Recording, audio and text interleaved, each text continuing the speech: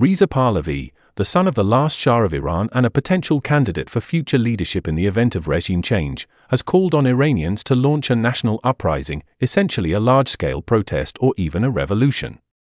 He also addressed the military, urging them to side with the people, that is, to withdraw their support for the current regime and defend the citizens instead. This statement is potentially a significant event in Iranian politics, especially if it is followed by concrete actions from the population and the armed forces. همیهنانه جمهوری اسلامی به پایان خود رسیده و در حال سقوط است. خامنه‌ای همچون موشی هراسان زیر زمین پنهان شده و کنترل اوضاع را از دست داده است. آنچه آغاز شده برگشت ناپذیر است.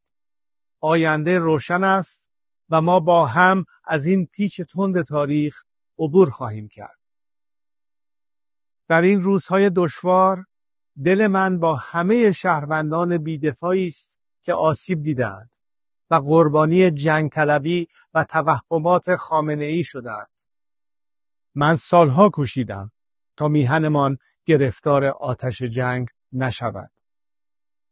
پایان جمهوری اسلامی، پایان جنگ 46 ساله آن با ملت ایران است.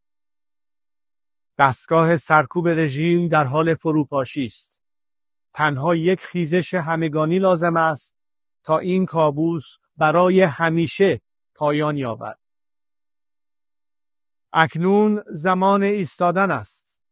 زمان بازپسگیری ایران.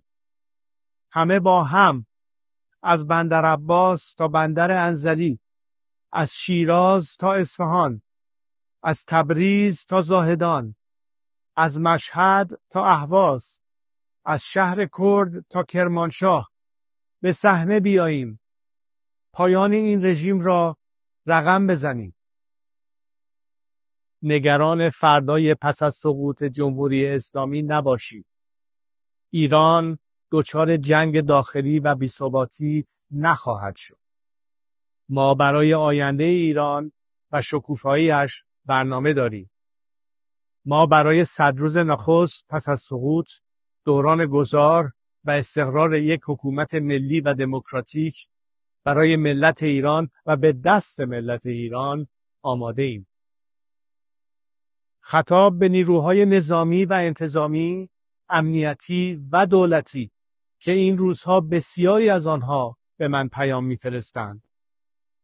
برای حفظ رژیمی که سقوط آن آغاز شده و حتمی است، روبروی ملت ایران نایستید.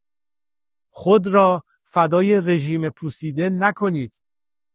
با ایستادن در کنار ملت، جان خود را حفظ کنید.